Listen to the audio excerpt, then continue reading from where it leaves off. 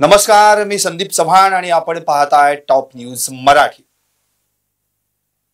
मुख्यमंत्री आणि 2 उपमुख्यमंत्री कोण हे तर ठरलं, पण राज्य मंत्रिमंडळात कुणाचा समावेश होणार, कुणाला डच्चू मिळणार, कुणाची लॉटरी लागणार याची उत्तर मात्र अजून कळायची आहेत।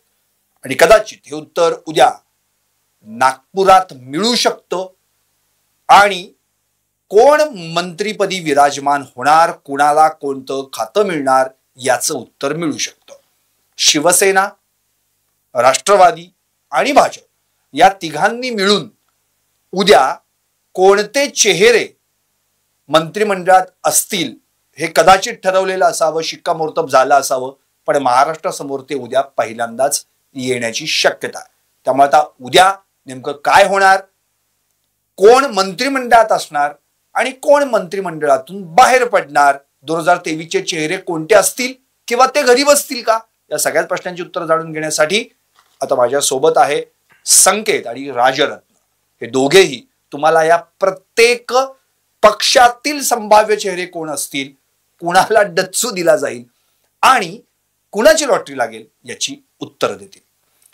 अर्थातच मी सुरुवात करणार आहे संकेत पासून। संकेत, मुळात प्रश्न असा आहे की जे काही आत्ताचे मुख्यमंत्री आणि 2 उपमुख्यमंत्री आहेत, अगदी गाजाबाजा झाला आणि पार अगदी दस्तूरखुद्द मोदींच्या उपस्थितीत त्यांचा शपथविधी देखील पार पडला, पण अजूनही या तिन्ही पक्षांना आपल्या मंत्रिमंडळातले चेहरे कोण हे सांगता आलेले नाही।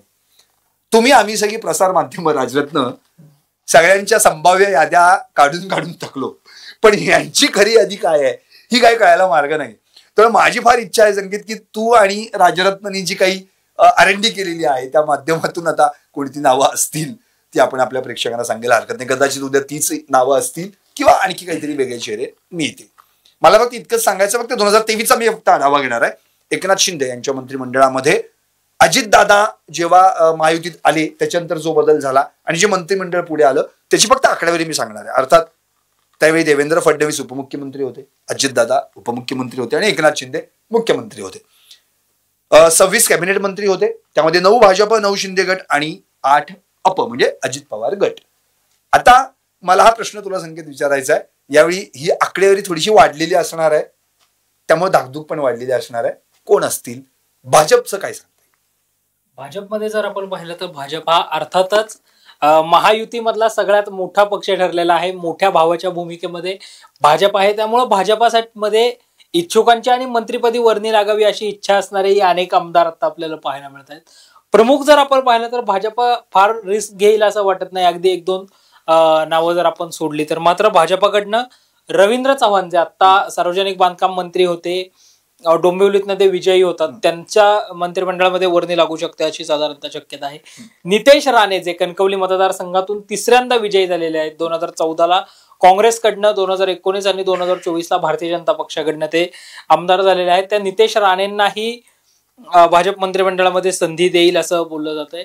मलबार हिल विधानसभा मतदारसंघातून जे 1-2दा नव्हे तर तब्बल 6 वेळा आमदार म्हणून विजयी झालेले आहेत, त्या मंगलप्रभात लोढांना भाजपा मंत्रिपदी संधी देईल। ते आत्ताही मंत्री होते, मात्र मंगलप्रभात लोढा मंत्रिमंडळामध्ये असणं यासाठी महत्वाचं आहे की आगामी ज्या मुंबई महानगरपालिकेच्या निवडणुका आहेत त्या दृष्टिकोनातून मुंबईमध्ये जी करावी लागणारी व्यूहरचना आहे त्या दृष्टिकोनातनं मंगलप्रभात लोढांचं मंत्रिमंडळामध्ये असणं महत्वाचं आहे, त्यामुळे भाजप त्यांना संधी देण्याची शक्यता आहे। याशिवाय जर आपण पाहिलं तर अतुल भातखळकर राष्ट्रीय स्वयंसेवक संघाचे प्रचारक म्हणून ज्यांची सुरुवात झालेली आहे, पुढे मग कांदिवली मतदारसंघातनं ते आमदार म्हणून विजयी झाले, संघाच्या थिंक टँक मधला नेता आहे, त्यामुळे अतुल भातखळकरांना भाजप संधी देईल असं साधारणतः चित्र आहे। आशिष शेलार जे मुंबई भाजपचे अध्यक्ष म्हणून काम करतायत, 3 टर्म मुंबई भाजपचे अध्यक्ष आहेत आणि जर आपण पाहिलं तर मुंबई महानगरपालिकेचे नगरसेवक म्हणून त्यांनी सुरुवात केली होती। देवेंद्र फडणवीसांचा अतिशय जवळचा चेहरा म्हणून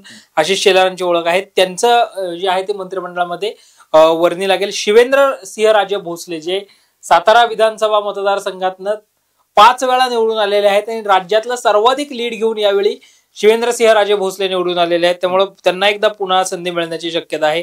याशिवाय पुण्याच्या पर्वती मतदारसंघातनं विजयी झालेल्या माधुरी मिसाळ ज्यांनी विजयी चौकार मारलाय, त्यामुळे त्यांची मंत्रिमंडळामध्ये वर्णी लागण्याची शक्यता आहे। राधाकृष्ण विखे पाटील जे शिर्डी विधानसभा मतदारसंघातून विजयी झालेले आहेत आणि राधाकृष्ण विखे पाटील हे 2014ला राज्याचे विरोधी पक्ष नेते बनले होते. मात्र विधानसभेच्या निवडणुकीला अवघे 2 महिने शिल्लक असताना त्यांनी भारतीय जनता पक्षामध्ये प्रवेश केला. गृहनिर्माण सारख्या महत्वाच्या खात्याची जबाबदारी त्यांच्या खांद्यावर पडली त्यावेळी. त्यानंतर देवेंद्र फडणवीस आणि एकनाथ शिंदे यांचं ज्यावेळी सरकार आलं त्यावेळी पहिल्यांदा 9 ऑगस्टला जो मंत्रिमंडळाचा विस्तार झाला होता त्या विस्तारामध्ये राधाकृष्ण विखे पाटील मंत्री झाले आणि आता महसूल मंत्री म्हणून ते काम पाहत होते. पुन्हा एकदा त्यांची मंत्रिमंडळामध्ये वर्णी लागण्याची शक्यता जी आहे ती पाहायला मिळते. गोपीचंद पडळकर जे भारतीय जनता पक्षाकडनं खरं तर पहिल्यांदा ते विधानसभेवर निवडून गेलेले आहेत आणि काँग्रेसचे जे विक्रमसिंह सावंत होते त्यांचा 40,000हून अधिक मतांनी त्यांनी पराभव केला. त्यामुळे त्यांनाही राज्यमंत्री पद जे आहे ते या मंत्रिमंडळामध्ये मिळू शकतं अशी साधारणतः शक्यता आहे. चंद्रशेखर बावनकुळे जे भाजपचे प्रदेशाध्यक्ष आहेत त्यांच्या नेतृत्वात निवडणुका झाल्या आणि घवघवीत यश भाजपला मिळालं. त्यांची मंत्रिमंडळामध्ये वर्णी लागू शकते. कामठी विधानसभा मतदारसंघातून 2 वेळा ते आमदार झाले. मागच्या वेळी त्यांचं तिकीट कापून टेकचंद सावरकरांना उमेदवारी मिळाली आणि आता पुन्हा चंद्रशेखर बावनकुळेंना उमेदवारी मिळाली. मागच्या देवेंद्र फडणवीसांच्या सरकारमध्ये ऊर्जा मंत्री म्हणून त्यांनी काम केलंय. त्यामुळे त्यांना पुन्हा एकदा आता मंत्रिमंडळामध्ये त्यांचा समावेश होऊ शकतो. तुला असं म्हणायचं की राष्ट्रामध्ये म्हणजे देशात जसं भाजपचं पक्षाध्यक्षपद कोणाकडे असेल हा जो काही तिथे आता कल सुरू आहे तर कदाचित महाराष्ट्रात देखील आता तसं होण्याची शक्यता. जर चंद्रशेखर बावनकुळे तिथे गेले त्या पदावर एखाद्या मंत्रिपदावर तर बावनकुळेच्या ऐवजी कोणतरी घ्यावं लागणार आहे. काय तुझं या बाबतीत काय सांगशील मग पुढे जाऊ? नक्कीच. जर भाजपमध्ये जो नियम आहे की एक व्यक्ती एक पद यानुसार जर चंद्रशेखर बावनकुळे हे भाजपाकडनं मंत्री झाले तर मग संजय कुटे जे जळगाव जामोद विधानसभा मतदारसंघातनं निवडून आलेले आहेत आणि खरं तर ते मंत्रिपदासाठी सुद्धा इच्छुक आहेत. मात्र मग अशा वेळी एक ओबीसी चेहरा म्हणून संजय कुटे जे पडद्यामागच्याही अनेक व्यूहरचनेचा भाग आहेत त्यामुळे त्यांचा भाजप प्रामुख्याने प्रदेशाध्यक्ष पदासाठी विचार करू शकतं. यासोबतच प्रदेशाध्यक्ष म्हणून पंकजा मुंडे यांच्या नावाचाही विचार भाजपाकडनं केला जाऊ शकतो. कारण राष्ट्रीय स्वयंसेवक संघाबरोबर जी भारतीय जनता पक्षाच्या नेत्यांची बैठक झाली होती त्या बैठकीमध्ये एक चर्चा झाली होती की एकतर भाजपाचा राष्ट्रीय अध्यक्ष जो होणार आहे तो महिला असावा किंवा ओबीसी असावा. हाच क्रायटेरिया जर महाराष्ट्रात लागू केला तर दोन्ही कॅटेगरीमध्ये पंकजा मुंडे बसत आहेत. त्यामुळे पंकजा मुंडे प्रदेशाध्यक्ष होऊ शकतात अशीही साधारणतः शक्यता आहे. तिसरं नाव जर आपण पाहिलं तर भाजपामध्ये जी आता एक चर्चा सुरू आहे की जुन्यांना संघटनात्मक पातळीवर जबाबदारी द्यावी असं जर काही निर्णय झाला तर मग सुधीर मुनगंटीवार किंवा गिरीश महाजन.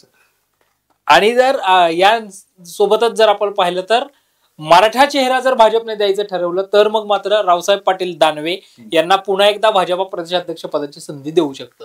ओके. म्हणजे आता मला असं म्हणायचं आहे म्हणजे संकेतने जे काही सुचवले राजरत्न म्हणजे त्यांनी अध्यक्षपदाची तर नाव एक 3-4 घेतलेलीच आहे. त्यामध्ये एक महिला देखील आहे. आता अर्थात पंकजा मुंडे आपल्याला आठवत असेल 2014 नंतर तर त्या कुठे मंत्री म्हणून आपल्याला पाहायला मिळालेले नाही आणि त्यांचा खरं म्हणजे दावा अगदी मुख्यमंत्री पदापर्यंत जाऊन पोहोचला होता. आता त्यांचा मुळात पराभव पण झाला आपण पाहिलं. खासदारकी म्हणून त्या ठिकाणी त्यांनी आजमावून पाहिलं. विधानसभेला देखील त्यांनी आजमावून पाहिलं. मग आता शेवटी त्यांना विधान परिषदेवर घेतलं गेलं. त्यामुळे तर अर्थातच पक्षाचं अध्यक्षपद महाराष्ट्रातलं भूषवायचं की आता आपण एखादं मंत्रीपद घ्यायचं तर साहजिकच त्यांचा कल हा मंत्रिपदाकडे संकेत असावा असं मला वाटतं. त्याचं कारण पुढची 5 वर्ष जर आपल्याला आपण जे याच्या आधी जे काही करू शकलो असतो म्हणजे 14 ते 24 जर त्यांचा आता वनवास पाहिला आपण एक 10 वर्षांचा तर ते जे करू शकलो असतो त्यांना ते करण्याची संधी निश्चित मिळू शकते.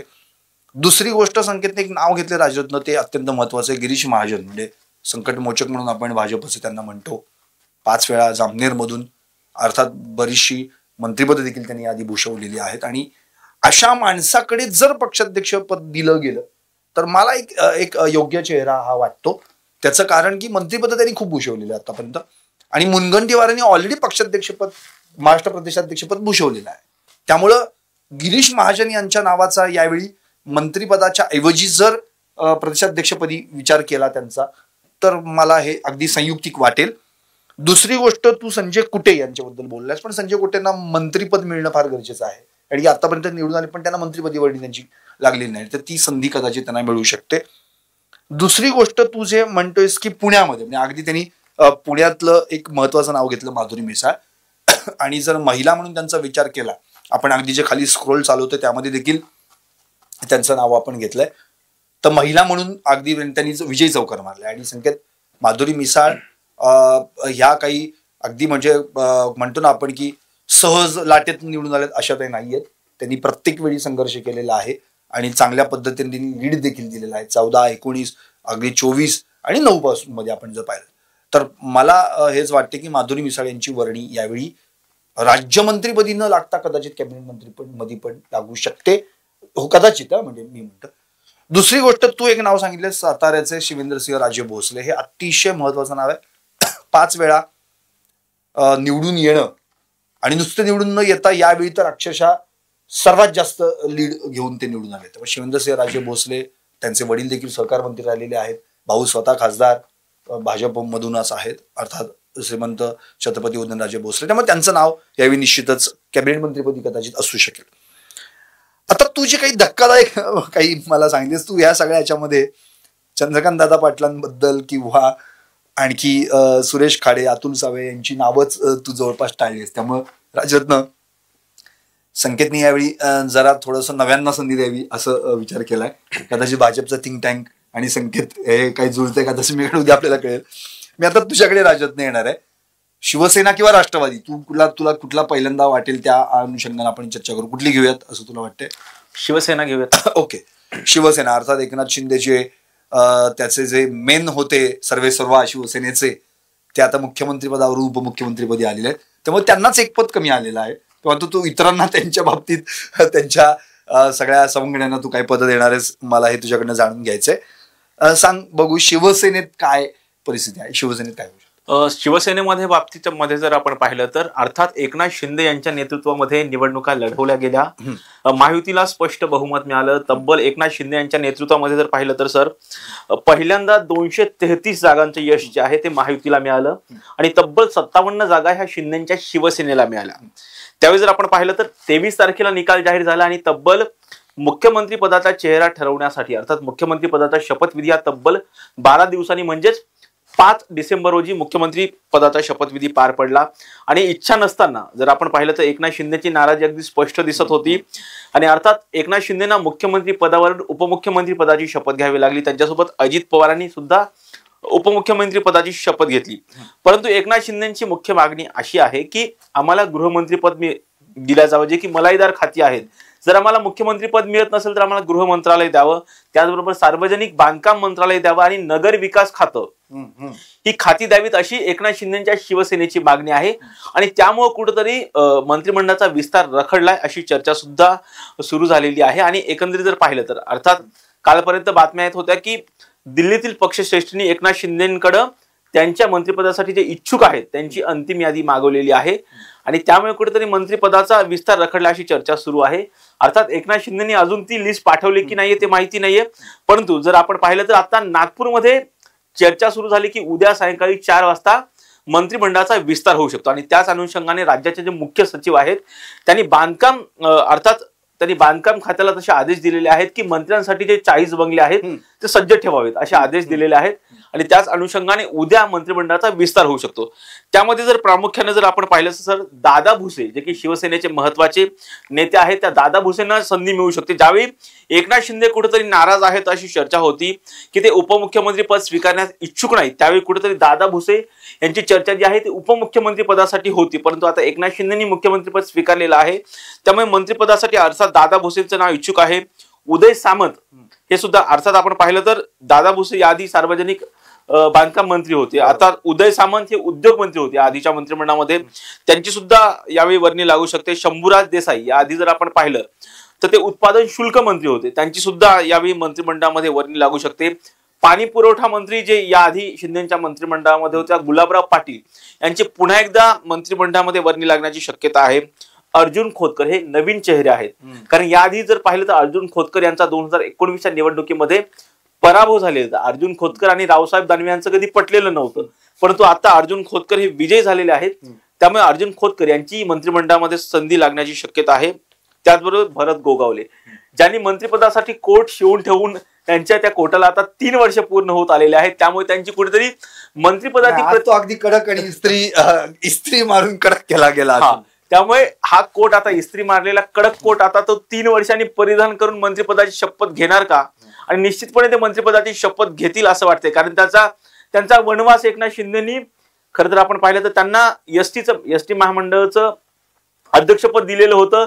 आता त्या एसटी महामंडळाचा वनवास त्यांचा संपून कुठेतरी मंत्रिमंडळामध्ये त्यांची संधी लागण्याची शक्यता आहे.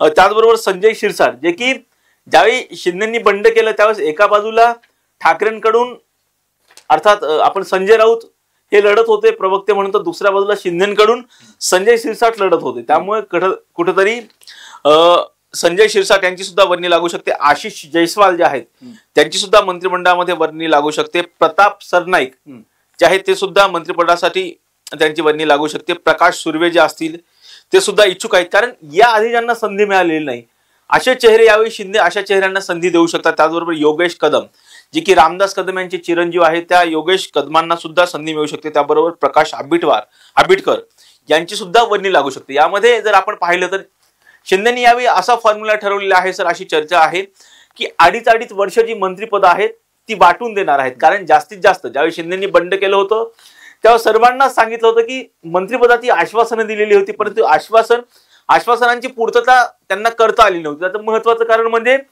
अजित पवार हे शिंदेच्या सरकारमध्ये सहभागी झाले आणि जे शिंदेच्या वाट्याला जी मंत्रिपद जाणार होती ती अजित पवारांच्या वाट्याला गेली, त्यांच्या गटाच्या वाट्याला गेली. त्यामुळे कुठेतरी ती नाराजी दूर करता येऊ शकते का, आणि त्या अनुषंगाने अडीच वर्षाचे मंत्रिपद यावेळी वाटून दिल्या जाऊ शकतात. नक्कीच. म्हणजे अगदी राजरत्नांनी जी काही नावं काढलेली आहेत ती खरं म्हणजे धक्कादायक नावं आहेत. कारण की 3 जर मंत्रिमंडळात आली तर जे बाहेर पडणारे चेहरे आहेत ते चेहरे म्हणजे अगदी म्हणजे त्यांचे चेहरे बघण्यासारखे होतील अशी परिस्थिती आहे. त्यामध्ये ऑलरेडीच भाजपनं 3 जणांवर फुल्या मारलेल्या आहेत आणि ही 3 नामं आम्हाला नकोच असं त्यांनी स्पष्ट सांगितलं. तानाजी सावंत, अब्दुल सत्तार, दीपक केसरकर आणि संजय राठोडांचं देखील कुठे ना कुठे नाव येतं. मध्ये तर अशी चर्चा झाली की जेव्हा एकनाथ शिंदे आजारी पडले होते आणि आपल्या मूळ गावी साताऱ्यातील दरेमध्ये गेले होते तेव्हा दीपक केसरकरांची त्यांनी भेट नाकारली. इव्हन आता देखील दीपक केसरकरांची त्यांनी भेट नाकारली आणि त्यांच्यासोबत आणखी एक नाव होतं ते म्हणजे संजय राठोड. त्यामुळे या दोघांना देखील नाकारले, त्यांची भेट नाकारली म्हणजे कदाचित पुढे काय होतंय हा प्रश्न पडलेला आहे. पण आता एक राजरत्न एक मुद्दा सांगितला की मुळात अडीच वर्ष मंत्रिपद वाटून दिली जातील. आता तुला एक किस्सा सांगतो. म्हणजे किस्सा म्हणण्यापेक्षा मुंबईमध्ये जे आजही घडतं, मुंबईमध्ये जी लोकल ट्रेन असते, आता उदाहरणार्थ विरारवरून ट्रेन निघाली आणि समजा ती लोअर परळला चालली आहे, तर मध्ये एखादं स्टेशन आलं म्हणजे अगदी तुम्ही 1.25 तास एकाच जागी बसलेला आहात, बाकीचे उभे आहेत.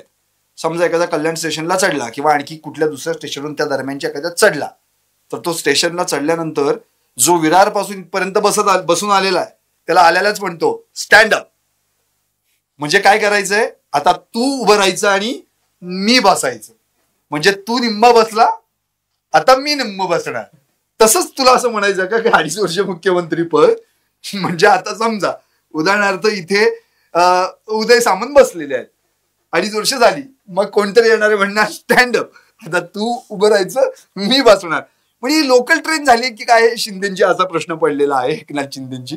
कारण की शिवसेनेमध्ये प्रॉब्लेम असा झालाय की मुळातच अपेक्षेपेक्षा जास्त निवडून आले का असं म्हणायचं का खरंच ताकद लावून ते निवडून आलेले आहेत वगैरे असा का प्रश्न आलाही. अर्थात त्यांनी कष्टही देखील केले. शिंदेंनी मुख्यमंत्री स्वतः होते आणि मुख्यमंत्र्यांच्या पक्षाला निश्चितपणे एक म्हणतो ना आपण एक चांगल्या पद्धतीने लोक हात देतात जर त्यांनी कामं केली असतील तर ती कामं. आणि मुख्यमंत्री लाडकी बहिणी योजना या सगळ्याच गोष्टी झाल्या.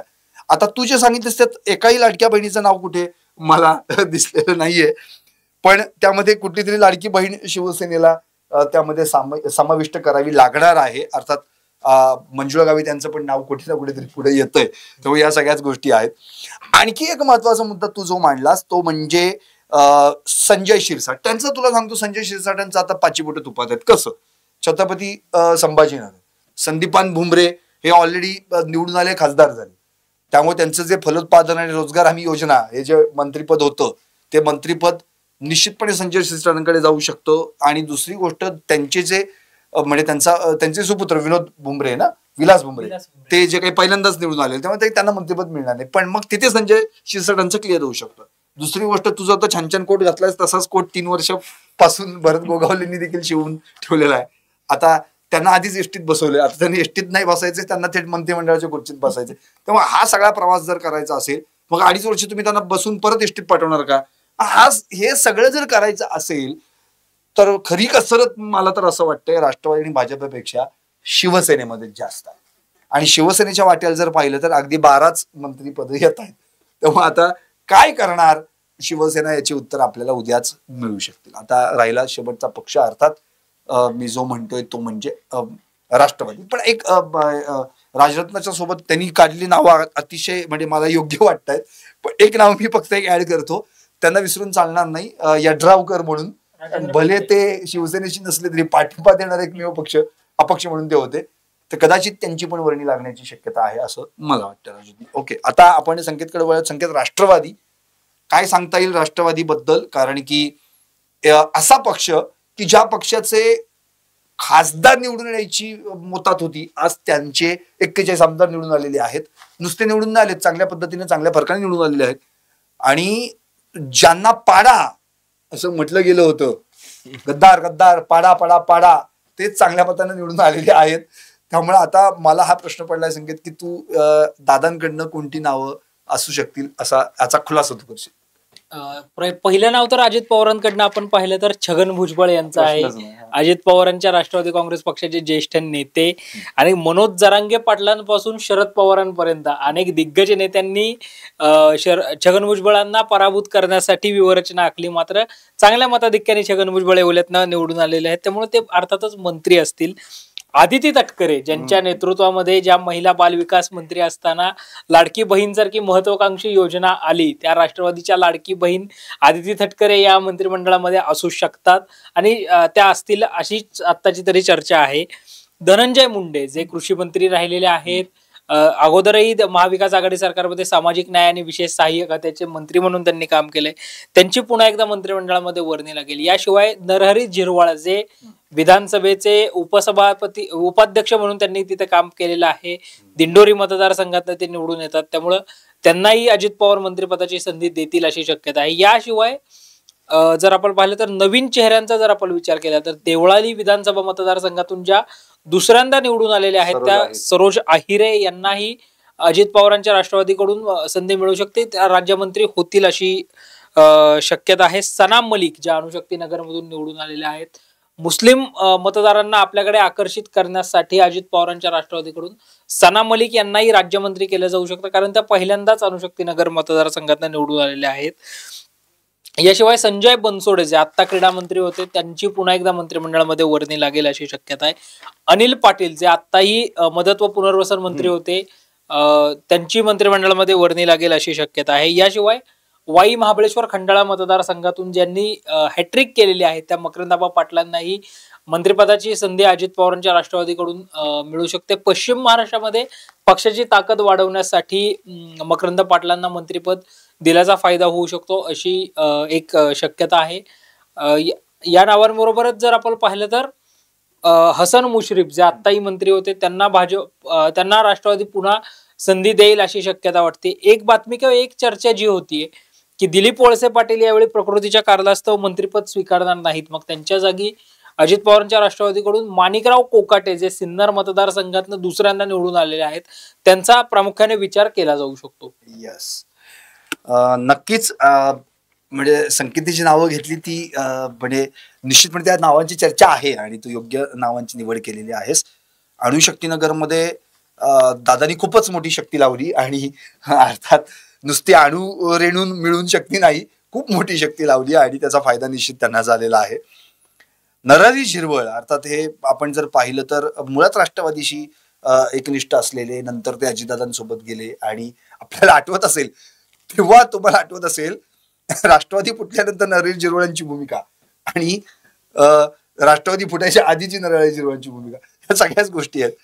पण तू जे म्हणालास की दिलीप वळसे पाटील प्रकृती अस्वास्थ्यामुळे कदाचित त्यांना मिळणार नाही, पण तुम्ही सगळ्यात एक नाव विसरलं, ते फार मोठं नाव आहे राष्ट्रवादीतलं, जे आपल्या पुण्यातलंच आहे, जायंट किलर, ज्यांना पाडण्यासाठी शरद पवार गटानं जंग पछाडलं आणि काय काय केलं, अगदी भाजपमधल्या माणसाला आपल्यामध्ये घेऊन त्यांना उभं केलं. नाव लक्षात आलं असेल तुमच्या, सुनील शेळके. सुनील शेळके आणि आणखी एक नाव आहे. म्हणजे मला आणखी एक नाव, म्हणजे तिथं तर भाजपनी उभंही केलं नव्हतं कुणी. एक नाव आहे बघा, म्हणजे ते फार महत्वाचं आहे आणि तिथे खूप ताकद लावली. हर्षवर्धन पाटलांना उभं केलं असं मी म्हटलंय. तर कोण होतं तिथे त्यांच्या विरोधात? आठवा, दत्ता भरणे. हे नाव फार गरजेचं आहे. तुम्ही दत्ता भरणेंना विसरू शकत नाही, कारण की दत्ता भरणेंनी अशा व्यक्तीचा हिरमोड केलेला आहे, ज्या व्यक्तीला त्यांनी ऑलरेडी 2 वेळा आधी हरवलेला आहे. एकदा काँग्रेसमध्ये असताना, भाजपमध्ये असताना, आणि मग ते दादांसोबत दत्ता भरणे एकनिष्ठ राहिलेले आहेत. आणि जर आताची तर अक्षरशः आपण लोकसभेला वेळ पण दत्ता भरणेंची आपण ताकद पाहिली त्या ठिकाणी. पण तरी सुद्धा दत्ता भरणेंवर विश्वास ठेवला. दादांनी त्यांना तिकीट दिलं आणि दादांनी त्यांचा विश्वास सार्थ ठरवला आणि हर्षवर्धन पाटलांना पराभूत केलं. त्यामुळे कदाचित हे नाव म्हणजे अचानकपणे दत्ता भरणेंचं नाव पुढे येऊ शकतं. आणि त्यांच्या देखील जसं भरत गोगावलेंच्या कोटची चर्चा तशी त्यांच्या शर्टची पण एक चर्चा होते. तू बातमी केली होतीस, आठवते मला. सो या सगळ्या गोष्टींचा विचार करता एक तू नाव आणखी एक महत्वाचं जे घेतलेस ते फार गरजेचं होतं. अर्थातच मकरंद पाटील. वाई, खंडाळा, शिरवळ या सगळ्या किंवा साताऱ्यातला जो अत्यंत महत्वाचा पट्टा आपण समजतो, मकरंद पाटलांनी खूप ताकदीनं राष्ट्रवादी त्या ठिकाणी पश्चिम महाराष्ट्रात उभी केलेली आहे आणि त्याचं फळ कदाचित या ठिकाणी मकरंद पाटलांना मिळू शकतं. फळ म्हणण्यापेक्षा त्यांना मकरंद मिळेल असं मी म्हणू शकेन. आणि अर्थातच त्यांनी खूप चांगल्या पद्धतीने त्या ठिकाणी ताकद लावलेली आहे. सो तुम्ही जी नावं घेतली त्या नावांचा जर आता आपण विचार केला तर राष्ट्रवादीकडे निश्चितपणे चांगली नावं आहेत, जी मंत्रिमंडळात जर त्यांची वर्णी लागली तर त्यांच्या मतदारसंघात चांगल्या पद्धतीने इफेक्टिव्ह कामं करू शकतात. भाजपचा तर प्रश्नच नाही. भाजपमध्ये नाराज झालाय आणि मग आता घरी बसलाय आणि मग आता काहीतरी वेगळं करतोय असं कधीच घडणार नाही. भाजपने आतापर्यंत ते त्यांचं पक्षशिस्ती काय ताकद दाखवून दिलेली आहे. फक्त प्रश्न राहतोय, अजून तुम्ही एक नाव घेतलं नव्हतं, ठीक आहे, विजय शिवतारेंचं नाव घेतलं गेलं नाही, पण मान्य आहे काय होईल सांगता येत नाही. पण विजय शिवतारेंचं नाव का घेतलं नाही हे देखील मला लक्षात आलंय, कारण की त्या लोकलमध्ये किती जणांना स्टँडअप म्हणणार तुम्ही, हा प्रश्न सगळा पडलेला आहे. त्यामुळे शिवसेनेलाच उद्या खरी कसरत आहे, शिवसेनेचीच कसरत आहे. शिवसेनेकडे असलेल्या जे आत्ता म्हणजे अब्दुल सत्तारांचं पण नाव तुम्ही घेतलं नाही, या सगळ्याच गोष्टी आहेत. त्यामुळे त्यांचं पुढे काय होणार या सगळ्याच प्रश्नांची उत्तरं उद्या, जसं राजरत्न म्हणाले की 4 वाजता होण्याची शक्यता आहे, तर कदाचित उद्या 4 वाजता मिळू शकतील. आणि मग कुणाचे चेहरे पडले, कुणाचे चेहरे हसले आणि कुणाला डच्चू मिळाला, कुणाला लॉटरी लागली, या सगळ्यांची प्रश्न उत्तरं निश्चित मिळेल. उद्या मंत्रिमंडळ विस्तार झाल्यानंतर आम्ही पुन्हा एकदा सगळे एकत्र येणार आहोत आणि तुमच्या समोर कुणाला मिळालं आणि कुणाला नाही मिळालं, कुणाचा पत्ता कट झाला, कुणाची लॉटरी लागली, या सगळ्याच प्रश्नांची उत्तरं तुमच्यापर्यंत पोहोचवून. पाहत रहा टॉप न्यूज मराठी. आपला महाराष्ट्र, आपली बात.